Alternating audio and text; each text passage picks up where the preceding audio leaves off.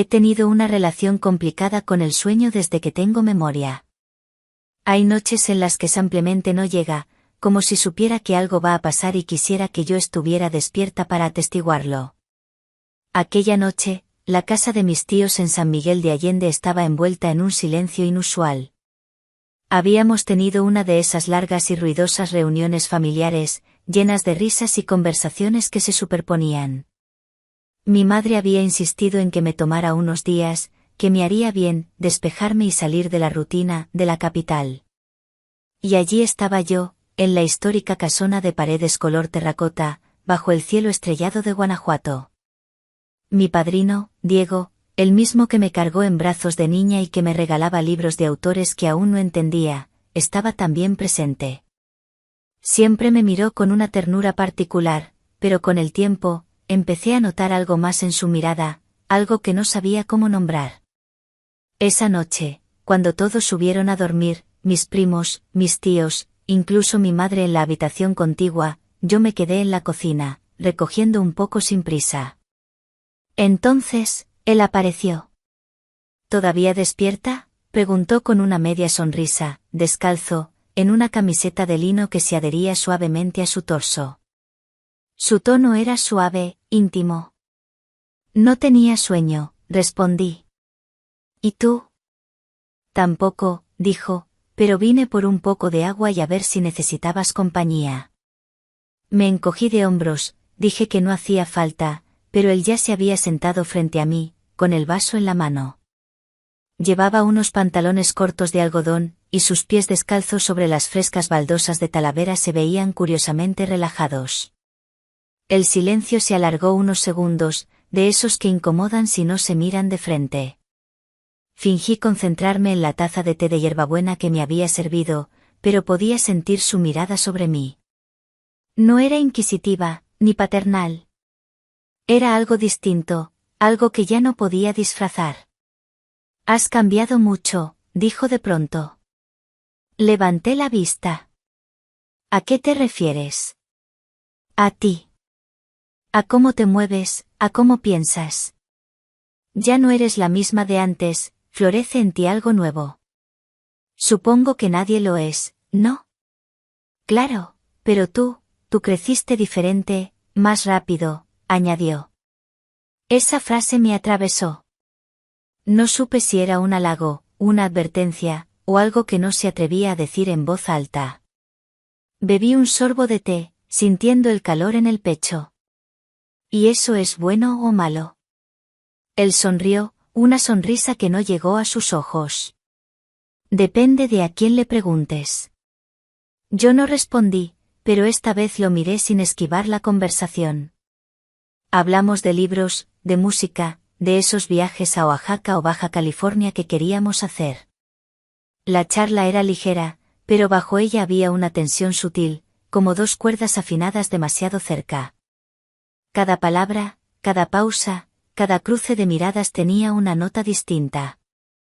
Yo vestía un camisón de seda ligero, de un tono coral que contrastaba con mi piel, y sentía la frescura de la tela deslizándose con cada movimiento. Mis pies, también descalzos, buscaban inconscientemente los suyos bajo la mesa. A veces pienso que te pareces más a mí que a tu madre, dijo de pronto. Siempre me llevé mejor contigo, contesté sin pensarlo demasiado. Él bajó la mirada, luego volvió a alzarla, sosteniéndome los ojos. Tal vez porque contigo no necesito fingir. Esa frase me dejó sin aliento. No sabía qué decir, ni siquiera si debía decir algo. Y entonces lo supe.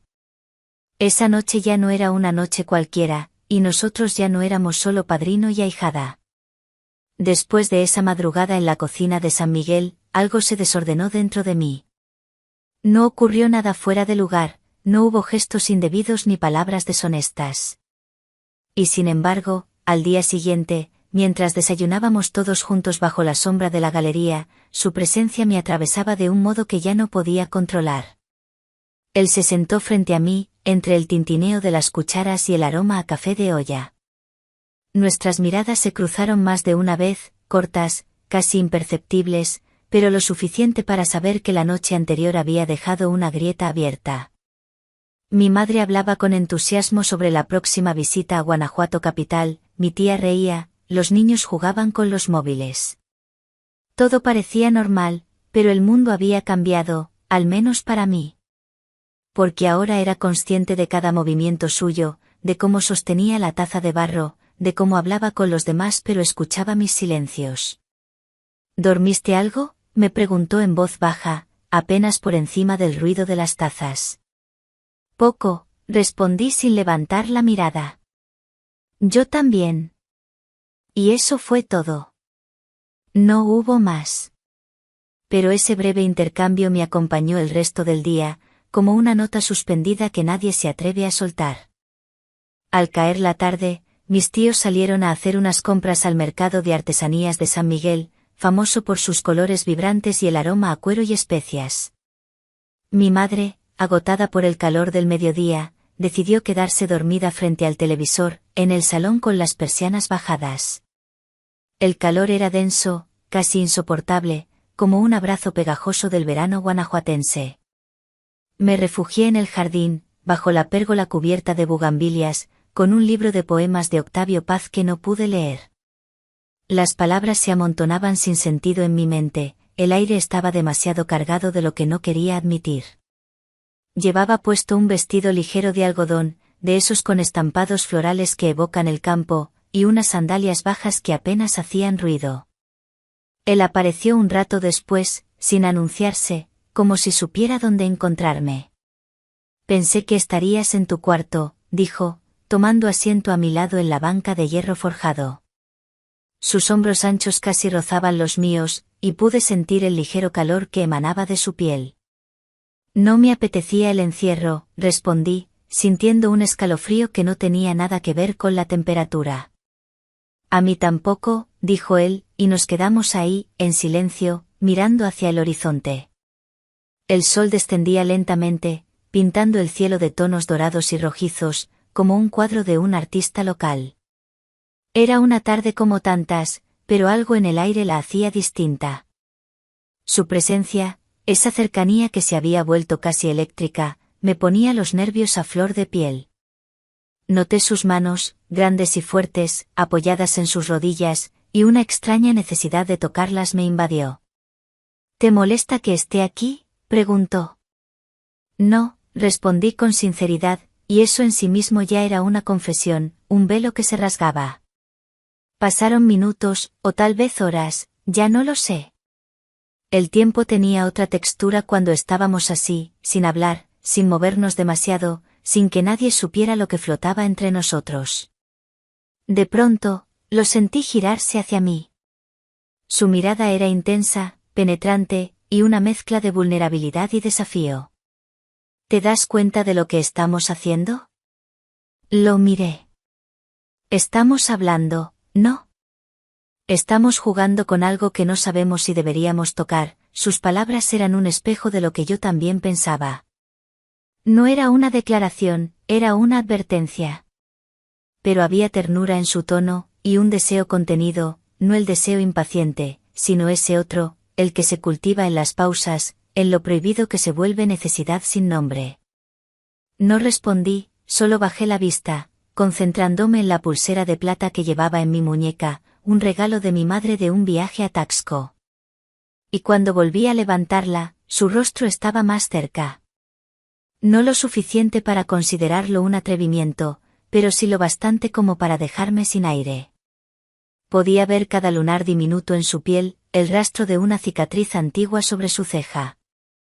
El aroma de su colonia, algo amaderado y fresco, me envolvió. Deberíamos volver, dije, apenas un susurro. ¿Quieres volver?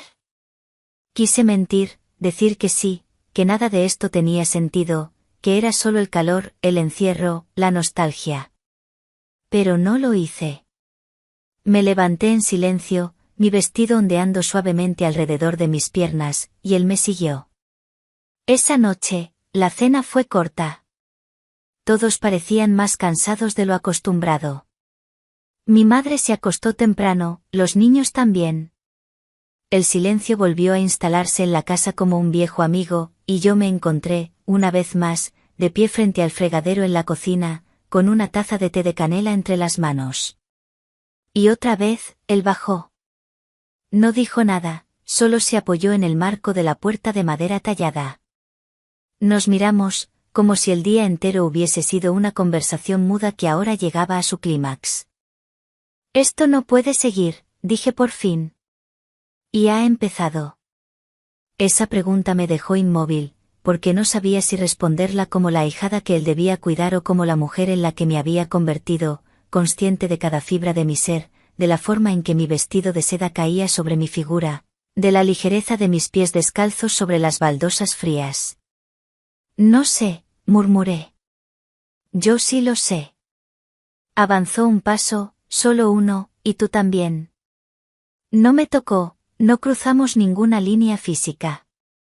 Pero esa noche, la infidelidad emocional se consumó, aunque ninguno lo dijera.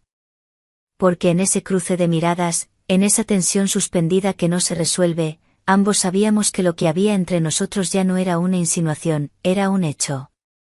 Me fui a dormir, pero no descansé. Él se quedó en la cocina, solo, o quizás no tan solo, porque yo lo sentía en mi respiración, en mi pecho, en ese rincón del alma donde guardamos lo que no debe salir a la luz. Los días siguientes en San Miguel de Allende fueron una danza silenciosa entre nosotros. No hablábamos más de la cuenta, no nos buscábamos abiertamente, pero la complicidad estaba en todas partes.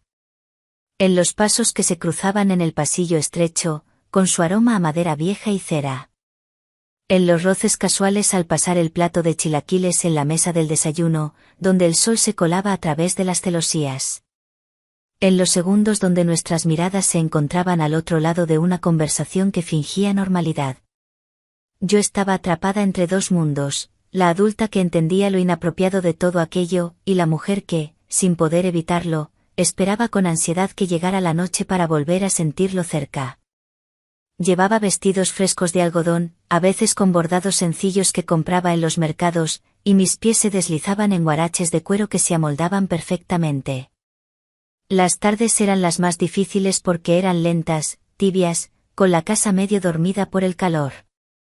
Y porque todos estaban distraídos, mi madre con sus telenovelas en el salón, mis tíos en sus rutinas de siesta o de jardinería, mis primos absortos en sus móviles y videojuegos.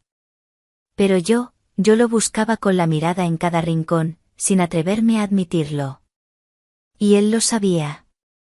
Lo sabía con una certeza suave, madura, y se comportaba como si no hiciera falta correr detrás de nada, como si lo que debía pasar ya estuviera ocurriendo, aunque nadie lo viera. Su forma de mirar, de un segundo a otro, era suficiente para encender una chispa. Una de esas tardes me encontraba en la biblioteca de la casa.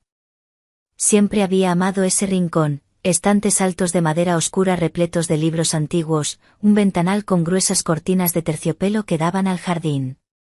Estaba sola, o al menos eso creía, cuando sentí que alguien entraba. Era él. Pensé que estabas dormida, dijo en voz baja, su voz grave resonando apenas en el silencio de la estancia. Llevaba una camisa de lino abierta sobre una camiseta blanca, y unos pantalones que se ajustaban a sus piernas musculosas. Y yo pensé que tú estarías afuera, respondí, mi voz apenas un murmullo. Se acercó al ventanal y se quedó mirando hacia el jardín, hacia las jacarandás en flor. No dijo nada más durante un rato. El silencio entre nosotros era tan conocido ya que no pesaba, al contrario, se había vuelto un lenguaje propio, una burbuja que nos envolvía. ¿Nunca te sentiste fuera de lugar en tu propia vida?, preguntó de pronto. Su voz tenía ese tono entre nostalgia y confesión que solo se usa cuando uno ya no puede sostenerse por dentro. A veces, respondí, sintiendo un nudo en la garganta. ¿Y qué haces con eso? Lo miré, mis ojos fijos en los suyos, que reflejaban una profundidad que nunca había notado. Y fue ahí donde entendí algo. Él no hablaba solo de mí, hablaba de sí mismo, de su propio desarraigo, de esa tristeza contenida que había aprendido a esconder detrás de la cortesía. Lo guardo, dije, hasta que un día se desborda. Él asintió lentamente. Eso pensé. No nos tocamos, no hubo un beso, no hubo ni el más mínimo roce. Pero ese momento fue más íntimo que cualquier contacto físico, porque fue una entrega, una vulnerabilidad expuesta. Porque los dos nos reconocimos en la herida del otro, en el deseo compartido de sentirse vistos, validados, comprendidos en un nivel que trascendía las palabras. Mis pies, que siempre me gustaron por su arco pronunciado y mis dedos largos, sentían la frescura de la madera pulida del suelo, una sensación que me arraigaba a ese momento. La tela de mi vestido se sentía casi como una segunda piel, y cada pliegue parecía susurrar una historia. Y por eso, cuando me retiré a mi cuarto esa noche, no pude evitar temblar. No por miedo, sino porque ya sabía que el punto de retorno había quedado atrás. Esa noche no me puse mi camisón, me quedé con un negligé de encaje que mi madre me había regalado, sintiendo su ligereza contra mi piel, como una preparación para algo que aún no se manifestaba, pero que ya flotaba en el aire. Sabía que él lo sentiría, de alguna manera. La culminación llegó sin previo aviso, una noche sin luna en San Miguel, donde el aire se sentía más denso que de costumbre y el canto de los grillos era el único sonido que rompía el manto de silencio. Todos dormían profundamente, sumidos en el cansancio del día. Yo había bajado por agua, aunque sabía que no tenía sed. En el fondo, esperaba encontrarlo ahí, como tantas otras veces, en el umbral de la cocina, bajo el tenue resplandor de la luna que se colaba por la ventana. Pero esta vez fue distinto. Él ya estaba en la cocina, sentado en el banco de madera, esperándome. Llevaba una camisa ligera de algodón, los primeros botones desabrochados, y sus pies descalzos sobre las frescas baldosas de Talavera. Me miró sin hablar, sus ojos oscuros brillando en la penumbra. Yo entré, cerré la puerta con suavidad, y el silencio que se instaló entre nosotros ya no fue un puente ni una pausa, fue una decisión. Me sentía ligera con mi camisón de seda color perla, que apenas rozaba mi piel, y mis pies descalzos parecían flotar sobre el suelo. Mis dedos, largos y delicados, se movían con una ansiedad apenas perceptible.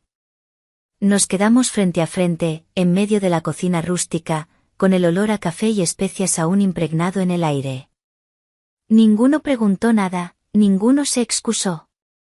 Y en esa noche sin palabras, el deseo que habíamos contenido durante días dejó de ser un susurro. Tampoco fue un escándalo, no hubo urgencia, ni precipitaciones. Fue lento, fue cuidado, fue inevitable. No lo narraré porque no hace falta, basta con decir que no fue un error, fue una elección. Una que no se grita, pero que marca para siempre. Cuando volví a mi cuarto, apenas amanecía, el cielo se teñía de violeta y rosa sobre los tejados de barro. Me acosté vestida, con el camisón de seda que me envolvía, y miré el techo durante horas. Lloré, pero no de culpa. Lloré porque entendí que hay cosas que no pueden volver a su lugar, porque no deberían haber salido de donde estaban. Pero una vez fuera, ya no pertenecen a nadie más.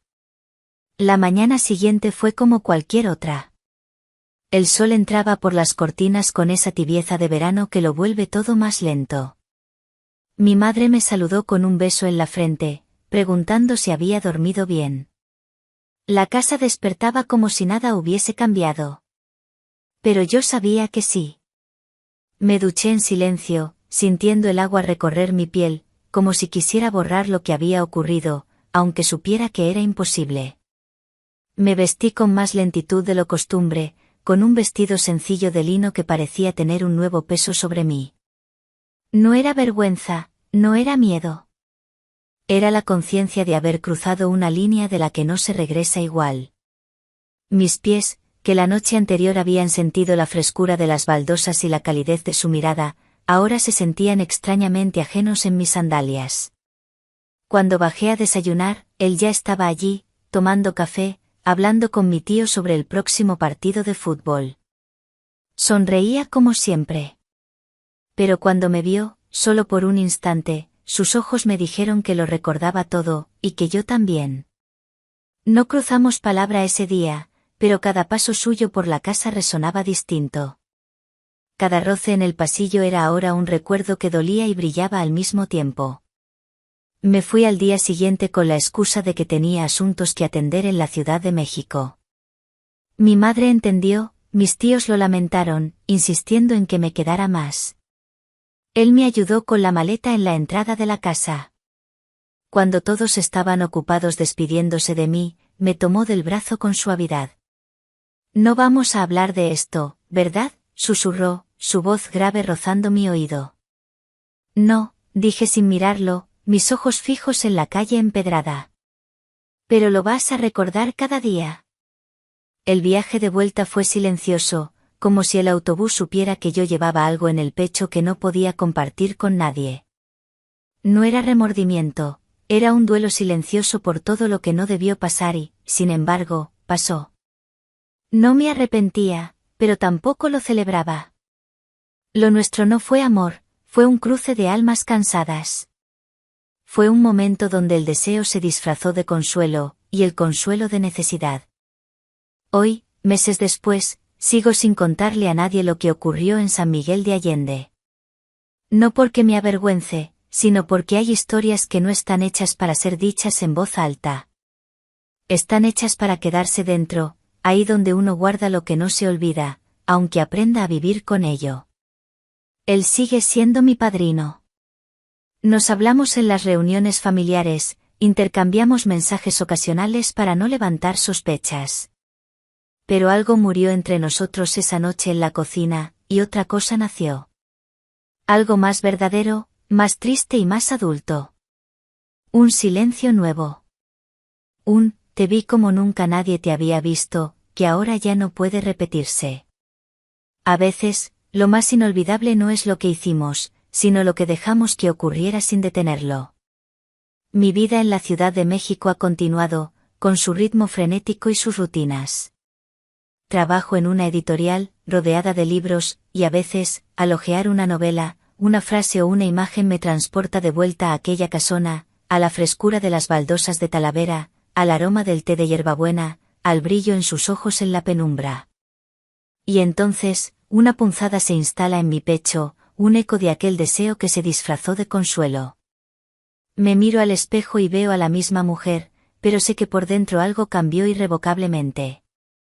Hay una sombra en mi mirada que antes no existía, una profundidad que solo Diego pudo ver. Es una carga, sí, pero también una extraña forma de libertad, la de saber que se ha vivido algo tan intenso que el resto del mundo no puede comprender. A veces, pienso en la posibilidad de volver a San Miguel, de cruzarme con él en el mercado, o en algún café del jardín principal. ¿Qué pasaría? ¿Volvería esa tensión ineludible, ese reconocimiento mutuo en la herida del otro? ¿O el tiempo, y la distancia, habrán diluido la magia, o la maldición, de aquella noche? No lo sé. Y quizás, es mejor no saberlo. Porque algunas historias están destinadas a vivir en el crepúsculo, en ese espacio entre lo que fue y lo que pudo ser. Historias que se susurran en el alma, sin necesidad de palabras. Lo nuestro fue una de esas. Una elección silenciosa que lo cambió todo, y no cambió nada. ¿Tú qué harías si alguien del pasado te mirara como nadie más lo ha hecho jamás? ¿Crees que una conexión emocional puede ser más fuerte que una promesa? Deja tu opinión en los comentarios.